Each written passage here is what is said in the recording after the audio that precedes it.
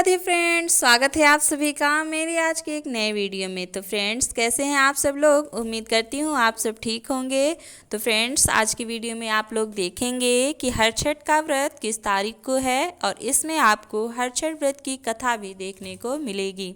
तो चलिए वीडियो शुरू करते हैं। तो फ्रेंड्स, इस साल का हरछठ 24 अगस्त को है, जिसमें षष्ठी तिथि का प्रारंभ दोपहर 12:42 से प्रारंभ है, जो कि 25 अगस्त को सुबह 10:24 तक रहेगा। तो उदया तिथि के अनुसार हरछठ का व्रत 25 अगस्त को रखा जाएगा। तो चलिए अब हरछठ व्रत की कथा शुरू करते हैं।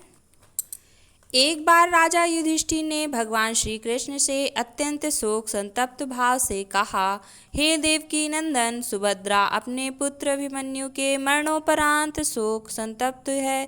वह अभिमन्यु की भार्या उत्तरा के गर्भ की संतान भी ब्रह्मास्त्र के तेज से दग्ध हो रही है, क्योंकि दुष्ट अश्वत्थामा ने गर्भ को निस्तेज कर दिया। द्रौपदी भी अपने 5 पुत्रों के मारे जाने से अति दुखी है। अतः इस महादुख से उत्थान हेतु कोई उपाय बताएं। तब श्री कृष्ण जी ने कहा, राजन, यदि उत्तरा मेरे बताए इस अपूर्व व्रत को करे तो गर्भ का निस्तेज शिशु पुनर्जीवित हो जाएगा। यह व्रत, जो भाद्रपद की कृष्ण पक्ष की षष्ठी पर भगवान शिव, पार्वती, गणेश व स्वामी कार्तिकेय की विधि विधान द्वारा पूजन, पुत्र पौत्र की अल्पायु व शोक के महादुख से मुक्ति प्रदाता है। इस व्रत के संदर्भ में श्री कृष्ण ने राजा युधिष्ठिर को कथा बतलाते हैं कि पूर्व काल में सुभद्र नाम का राजा था, जिनकी रानी का नाम सुवर्णा था। राजा रानी को एक हस्ती नामक पुत्र था। एक बार राजपुत्र हस्ती धाय माँ के साथ गंगा जी स्नान करने गया। बाल स्वभावश हस्ती जल में खेलने लगा। तभी एक ग्राह ने उसे खींचते हुए जल के अंदर ले गया। इसकी सूचना धाय माँ ने जाकर रानी सुवर्णा से कह सुनाया। इस पर रानी ने क्रोधावश धाय के पुत्र को धधकते हुए आग में डाल दिया। पुत्र शोक से व्याकुल धाय माँ निर्जन वन को चली गई और वन में एक सुनसान मंदिर के पास रहने लगी। वन में सूखा तृण, धान्य, महुआ आदि जो मिलता खाती और मंदिर में विराजित शिव, पार्वती, गणेश जी की पूजन कर दिन व्यतीत करने लगी। इधर नगर में एक अद्भुत घटना घटित हुई कि धाय माँ का पुत्र आग की मिट्टी से निकल गया और खेलने लगा। यह खबर पूरे नगर में फैलते हुए राजा रानी के पास पहुंची। तो राजा रानी ने इस घटना के विषय में पुरोहितों से पूछा। तभी सौभाग्य से वहां दुर्वासा ऋषि पहुँचे। राजा रानी ने ऋषि का पूजन कर धाय पुत्र के जीवित हो जाने का कारण पूछा। तो दुर्वासा जी ने कहा कि राजन, आपके डर से धाय जंगल में एकांत होकर व्रत की, यह सब उसी व्रत का प्रभाव है।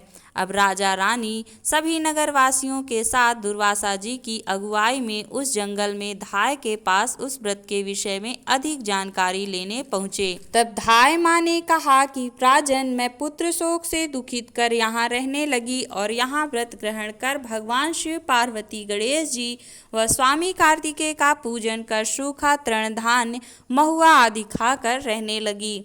तब रात को मेरे स्वप्न में शिव परिवार के दर्शन हुए और तुम्हारा पुत्र जीवित हो जाएगा, ऐसा वरदान दिया। तब रानी ने भी व्रत का विधि विधान पूछा। तो दुर्वासा जी ने हलष्टी व्रत की संपूर्ण विधि विधान बताया। राजा रानी ने हलष्टी व्रत की महिमा जानकर व्रत को किया। व्रत के प्रभाव से राजपुत्र हस्ती ग्राह के चंगुल से छूटकर खेलते हुए नगर आया। अपने पुत्र को पाकर राजा रानी सुखी हुए और धाय भी पुत्र के साथ प्रसन्न होकर निवास करने लगी। वहीं बालक हस्ती आगे चलकर परम प्रतापी हुआ और अपने नाम से हस्तिनापुर को बसाया। इस प्रकार भगवान श्री कृष्ण ने युधिष्ठिर से हलष्टी व्रत की महिमा का ज्ञान देते हुए कहा कि हलष्टी व्रत कथा पहले नारद जी से सुन। मेरी माता देवकी ने इस व्रत को सबसे पहले किया था, जिसके प्रभाव से उनके आने वाले संतान की रक्षा हुई। अब भगवान श्री कृष्ण से सुन। युधिष्ठिर ने इस व्रत को उत्तरा द्वारा करवाया। व्रत के प्रभाव से उत्तरा का अश्वत्थामा द्वारा नष्ट हुआ गर्भ पुनः जीवित हो गया तथा प्रसव पश्चात बालक का जन्म हुआ, जो कालांतर में राजा परीक्षित नाम से प्रसिद्ध हुआ। तो हरछठ व्रत की दूसरी कथा है। एक गर्भवती ग्वालिन थी, साथ ही उसका प्रसव का समय बहुत नजदीक था। प्रसव के कारण ग्वालिन पीड़ा से गुजर रही थी, साथ ही उसका ध्यान दूध दही बेचने भी था।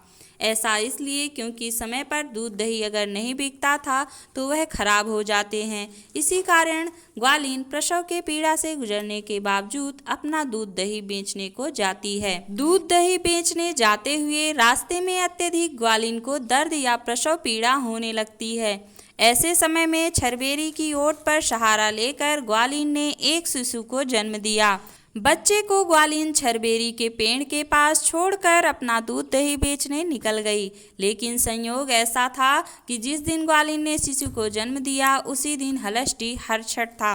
ग्वालिन ने गाय और भैंस का दूध मिला दिया। उसके बाद जिस गांव में दूध बेचने गई थी उनसे यही कहा कि भैंस का दूध है।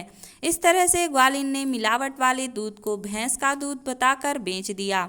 छरबेरी के पेड़ के पास ग्वालिन का बच्चा जो अकेला था, वहीं पर पास में एक किसान अपना खेत हल से जोत रहा था। हल में बंधे हुए बैल अचानक से भड़के और ग्वालिन के बच्चे पर हमला कर उसे मृत्यु द्वार तक पहुंचा दिया। इस घटना के बाद से ही हलष्टी हरछठ की कथा लोकप्रिय है, साथ ही हलष्टी हरछठ का पर्व मनाया जाने लगा। तो यह थी हरछठ व्रत की कथा। आपको कथा कैसी लगी कमेंट बॉक्स में हमें जरूर बताएं और इसी तरह की जानकारी से जुड़े वीडियो देखने के लिए हमारे चैनल को सब्सक्राइब करना ना भूलें।